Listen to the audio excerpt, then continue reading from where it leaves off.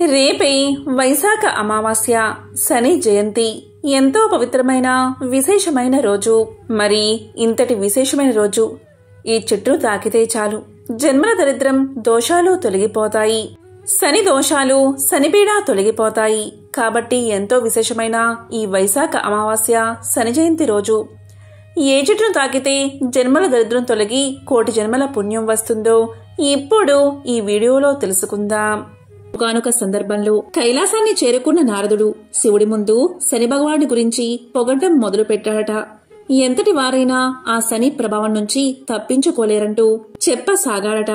ఆ మాటలు విన్న శివుడికి ఒళ్ళు మండిపోయింది. శని ప్రభావం ఎవరి మీద ఉన్నా లేకున్నా నా మీద మాత్రం పనిచేయదు అంటూ హోంకరించాడు శివుడు.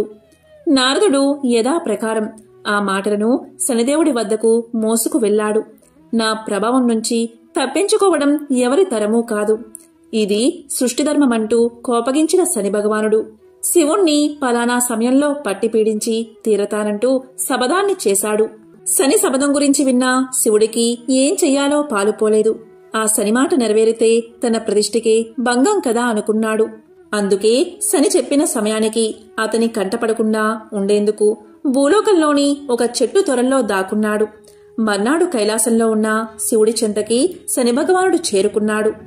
వినమ్రంగా తన ఎదుట నిలిచిన శని చూసి, నన్ను పట్టి పీడిస్తానన్నా నీ శబదం ఏమైంది అంటూ పరిహసించాడు పరమేశ్వరుడు. దానికి శని, ప్రభూ, ఈ ముల్లోకాలకు లయకారకుడవైన నువ్వు పోయి ఆ చెట్టు త్వరలో దాక్కున్నావే, అది నా ప్రభావం కాదా, దీన్ని శని పట్టడం అనరా అన్నాడు చిరునవ్వుతో. శనిదేవుడి మాటలు శివుడికి విషయం అర్థమైంది. ఈ రోజు నుంచి శని త్రోదశి నాడు ఎవరైతే నిన్ను అర్చిస్తారో వారు నీ అనుగ్రహంతో పాటుగా నా అభయానికి కూడా పాత్రులవుతారు. ఇక నుంచి నువ్వు శనీశ్వరుడు అన్న పేరుతో వెలుగు పొందుతావు అంటూ శనిని ఆశీర్వదించాడు పరమశివుడు. అప్పట్నుంచి త్రోదశి నాడు వచ్చే శనివారం రోజున భక్తులు నువ్వుల నూనెతో శనీశ్వరుణ్ణి అభిషేకించి తమని చూసి చూడనట్లుగా సాగిపొమ్మని వేడుకుంటారు. శని నుంచి తప్పించుకునేందుకు శివుడు దాక్కున్న స్థలం ఆంధ్రప్రదేశ్లో ఉన్న మందపల్లి అని ఒక నమ్మకం. కాకి కనబడితే ఏం చెయ్యాలో ఇప్పుడు ఈ వీడియోలో తెలుసుకుందాం. శనిదేవుడి వాహనం కాకి. ఉదయం నిద్ర లేచిన దగ్గర నుండి సాయంత్రం చీకటి పడే వరకు నిత్యం మనకు కాకులు కనిపిస్తూనే ఉంటాయి. పగలు 12 గంటల పాటు మన మధ్య తిరిగే కాకి మన దైనందిన జీవితాన్ని శాసిస్తుంది. కాకి గురించి అనేక శకునాలు ప్రచారంలో ఉన్నాయి. శరీరం రంగు నల్లగా ఉంటే కాకిలా నల్లగా ఉన్నారు అంటారు. అదే గట్టిగా గోల చేస్తూ అరిస్తే కాకిలా అరుస్తావు ఎందుకు అని మందలిస్తారు. కాకి తలపై తన్నితే దోషమని చాలా మంది భయపడుతూ ఉంటారు. మరోవైపు కాకిని పితృదేవతలకు ప్రతినిధిగా కూడా పిలుస్తారు. కాకి ఇంటి దగ్గర గోడపై వాలి అరుస్తూ ఉంటే ఇంటికి బంధువులు వస్తారేమో అని చాలా మంది నమ్మకం.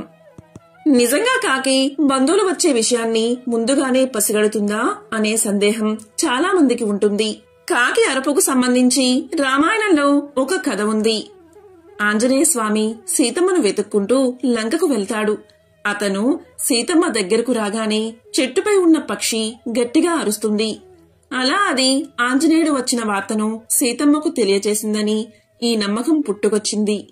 అంతేకాదు, ఆంజనేయుడు రావడం సీతమ్మకు శుభవార్తే కాబట్టి కాకి అరిస్తే శుభవార్తే వస్తుందని కూడా నమ్మకం.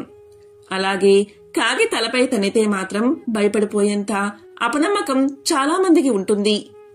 శనీశ్వరుడి వాహనం కాకి కాబట్టి కాకి తలపై తన్నితే శనిదోషం తగులుతుందని యముడికి సంకేతమని చాలా మంది భయపడతారు. కానీ దీనికి అంతగా భయపడవలసిన అవసరం లేదని జ్యోతిష్య శాస్త్రం చెబుతుంది. మీరు అంతగా భయపడిపోతూ ఉంటే శివాలయానికి వెళ్లి నువ్వుల నూనెతో దీపం వెలిగించి అభిషేకం చేయించుకుంటే సరిపోతుంది. ఇలా చేస్తే కాకి తన్నిన దోషం తొలగిపోతుంది. హిందూ సాంప్రదాయంలో అనేక నమ్మకాలు ఉన్నాయి.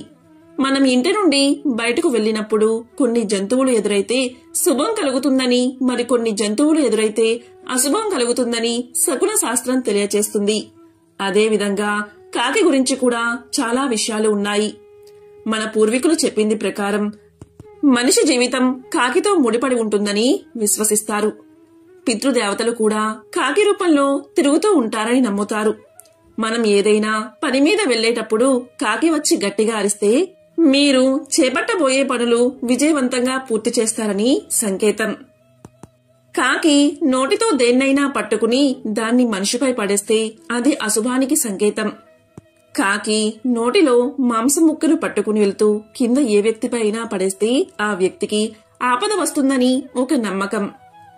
కాకి ఎగురుతూ వచ్చి తాకితే ఆ వ్యక్తి అనారోగ్యానికి గురవుతాడట. ఒక వ్యక్తి తల మీద కాకి వాలితే వారు సమాజంలో గౌరవాన్ని కోల్పోతారు. అలాగే మహిళ ఒళ్ళో కాని తలపై కాని కాకి నిల్చుంటే ఆమె భర్త సమస్యల్లో పడతారట.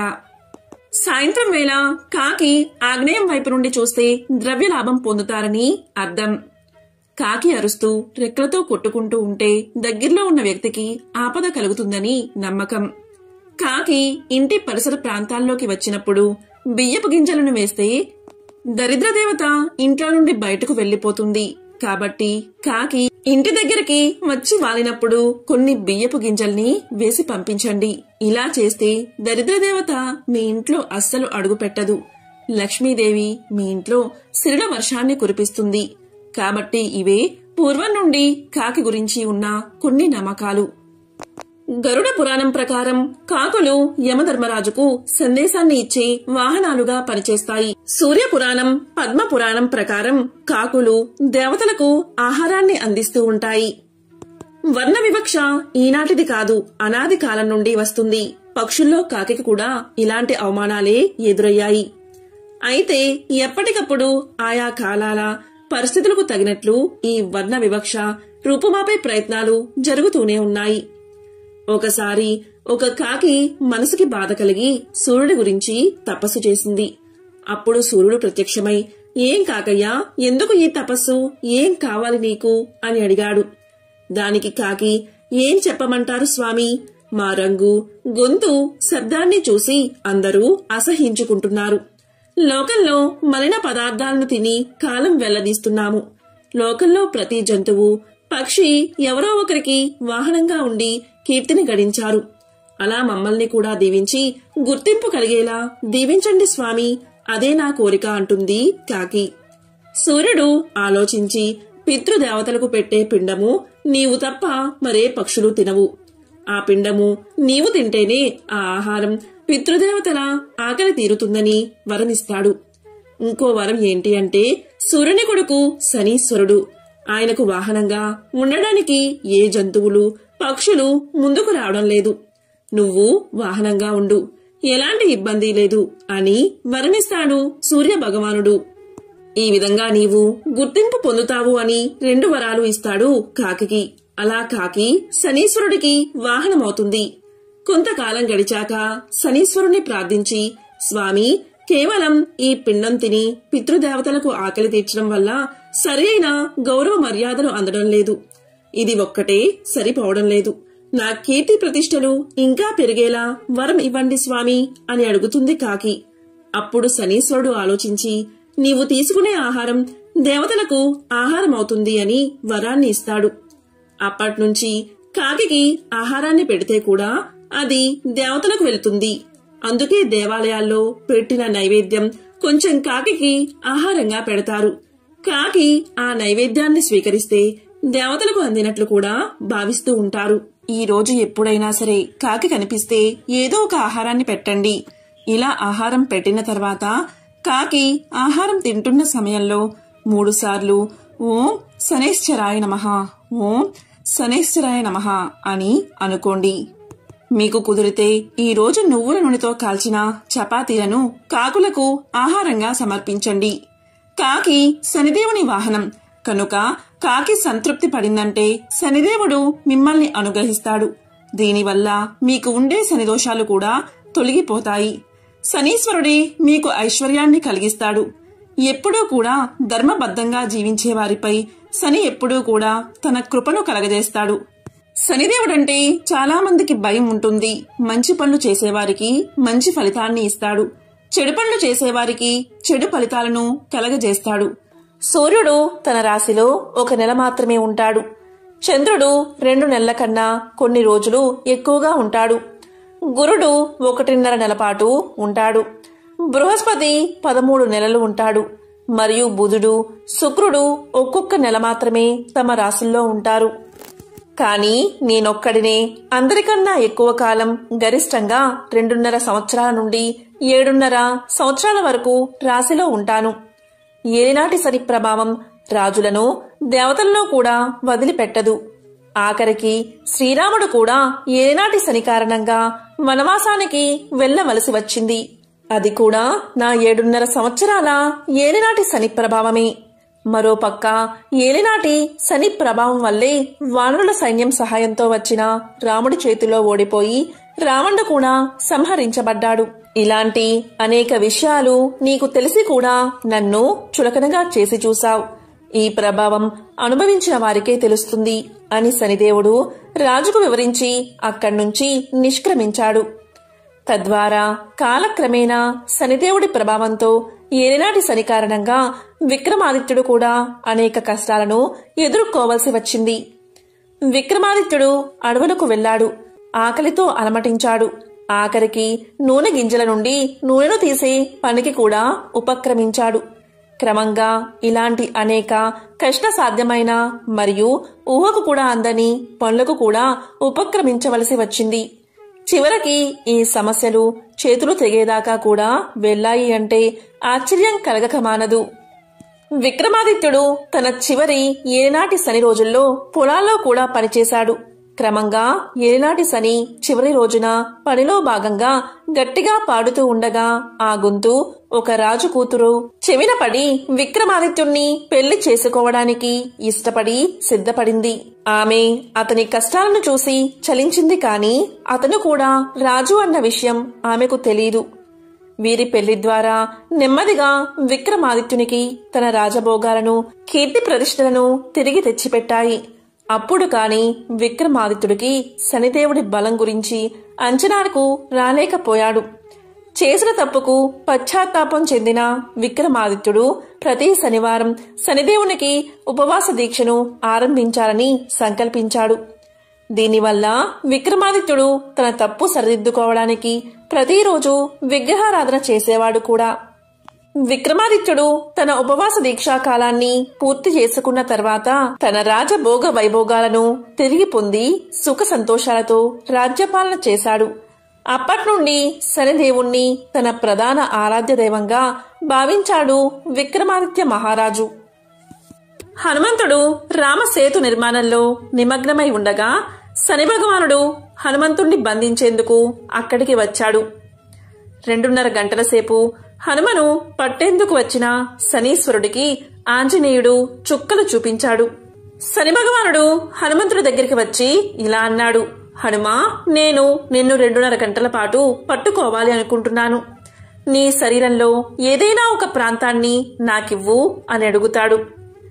అప్పుడు హనుమంతుడు ఇలా అనుకుంటాడు: నేను రామసేతు నిర్మాణంలో నిమగ్నమై ఉన్నాను. నువ్వు ఈ సమయంలో వచ్చి నన్ను పట్టుకుంటాను అంటావేమిటి? నువ్వు నా పనికి చాలా అంతరాయం కలిగిస్తున్నావు. అయినా నేను నీకు నా తలభాగం ఇస్తున్నాను. అక్కడ ఎక్కి నువ్వు కూర్చోవచ్చు అంటాడు హనుమంతుడు.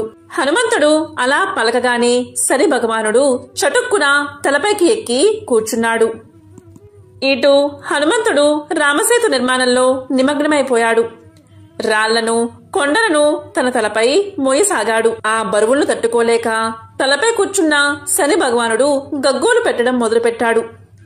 అప్పుడు హనుమంతుడు ఇలా అన్నాడు: నువ్వు నా తలపై 2.5 గంటల పాటు కూర్చుంటాను అన్నావు కాబట్టి మాట తప్పకూడదు. తప్పనిసరిగా 2.5 గంటల సేపు ఉండాల్సిందే అని షరతును విధిస్తాడు హనుమంతుడు.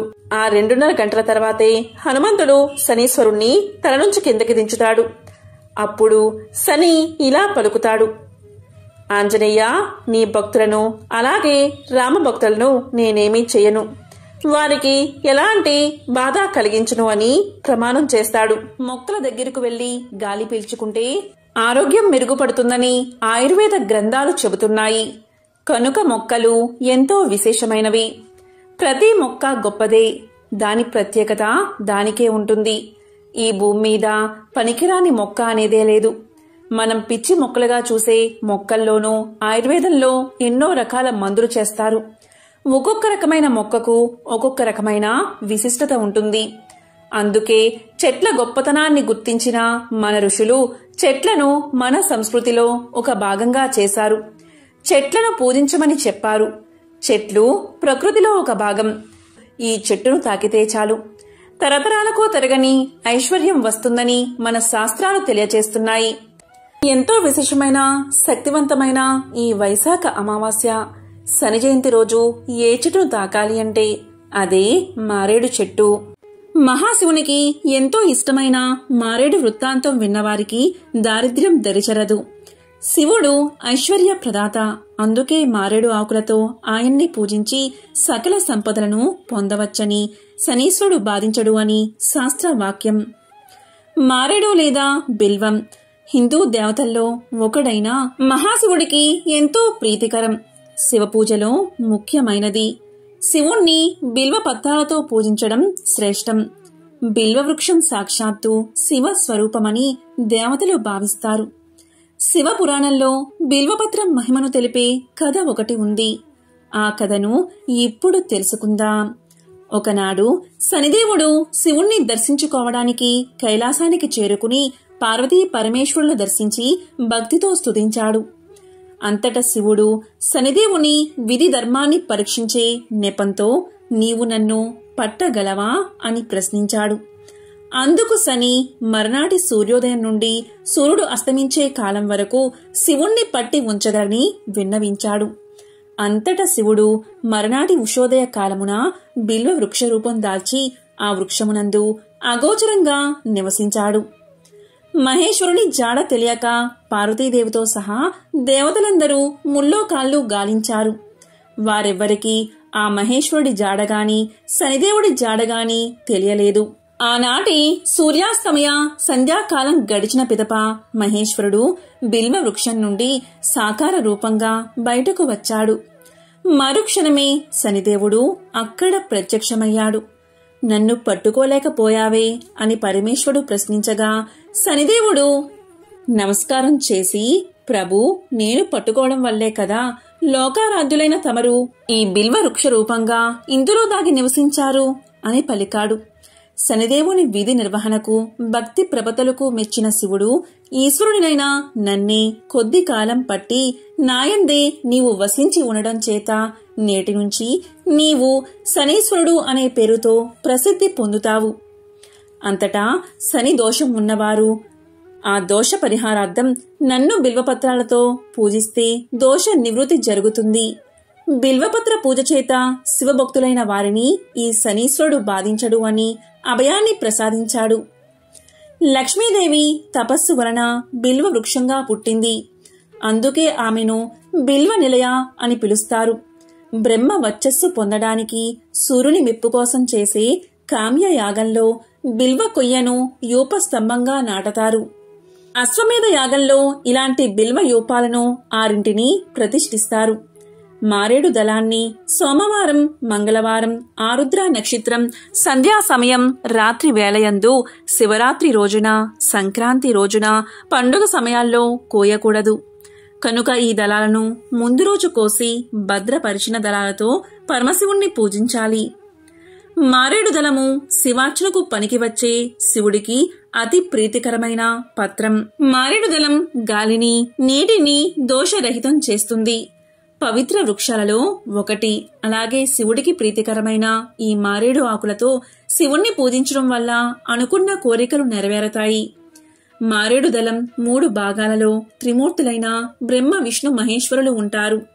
మారేడు దళం ఇచ్ఛాశక్తి, జ్ఞానశక్తి, క్రియాశక్తికి సంకేతం. ఇవి 3 శివ స్వరూపం.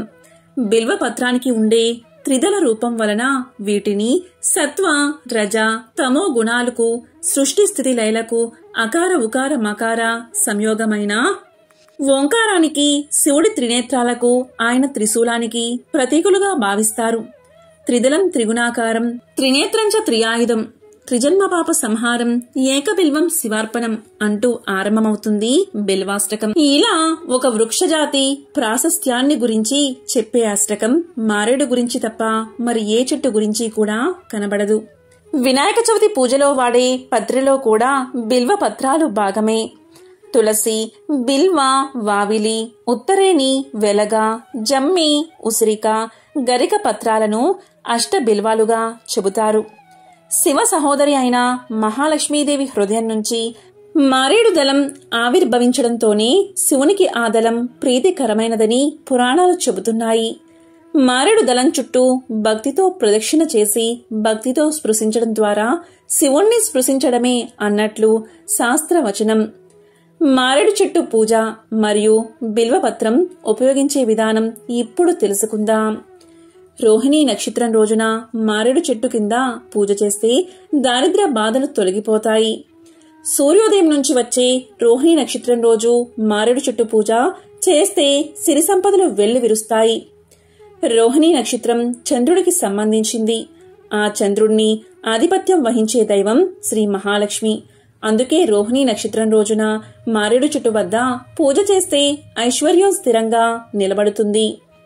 మారేడు చెట్టు ఎక్కడున్నా లేకున్నా దేవాలయాల్లో ఉండే మారేడు చెట్టు వద్దకు వెళ్లి హుండీలో 11 రూపాయలు వేసి పూజించాలి. మారేడు చెట్టు మొదట్లో నీరు పోసి ఆవు నీటితో దీపారాధన చేసి గంధం, అగరవత్తులు వెలిగించి చెట్టు కింద కూర్చుని లక్ష్మీదేవికి సంబంధించిన అష్టోత్తరాన్ని పారాయణం చెయ్యాలి. తరువాత తమలపాకు, పండు తాంబూలం పెట్టాలి. తమలపాకులు 3, 2 తెలుపు పచ్చి పోకల వక్కలు, 2 అరటిపళ్ళు ఉంచి రక్షణగా 5 రూపాయలు ఉంచి మారేడు చెట్టు వద్ద పెట్టాలి. ఆపై తమ దారిద్ర్య బాధలు తొలగిపోవాలని ఇష్టదైవాన్ని నమస్కరించుకోవాలి. తరువాత లక్ష్మీదేవికి సంబంధించిన ఏదైనా స్తోత్రాన్ని పారాయణం చేసుకోవాలి. తరువాత చినుగులు లేని మారేడు దళాలను 2 లేదా 3 ఇంటికి తెచ్చుకుని ఒక దళాన్ని బీరువాలో ఉంచుకోవాలి. రెండవది కవర్లో ఉంచి పాకెట్లో ఉంచుకుంటే డబ్బు స్థిరంగా నిలుస్తుంది.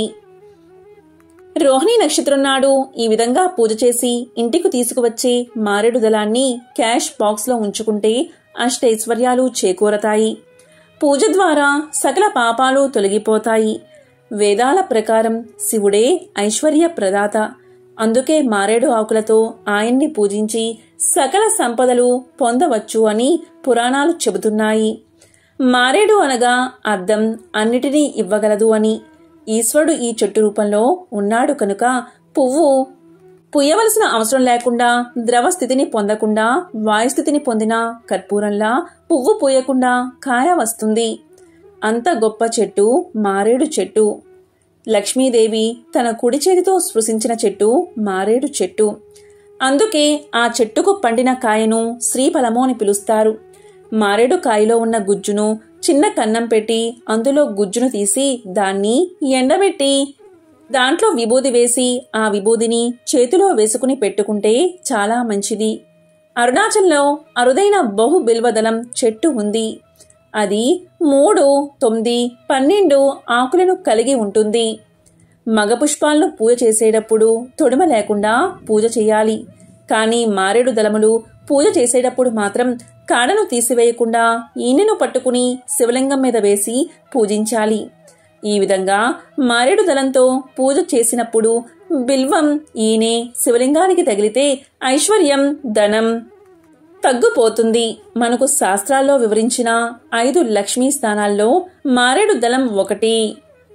ఇంట్లో ఐశ్వర్యం తగ్గుతూ ఉన్నా, పిల్లలకు ఉద్యోగాలు రాకపోవడం మొదలైన ఇబ్బందులు ఉన్నా 3 ఆకులు ఉన్న దళాన్ని పట్టుకుని శివుడికి పూజ చేస్తే వారికి మంచి ఫలితం దక్కుతుంది.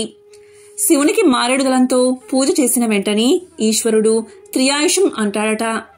బాల్యం, యవ్వనం, వృద్ధాప్యం ఈ 3టిని నీవు చూస్తావు అని ఆశీర్వదిస్తాడట.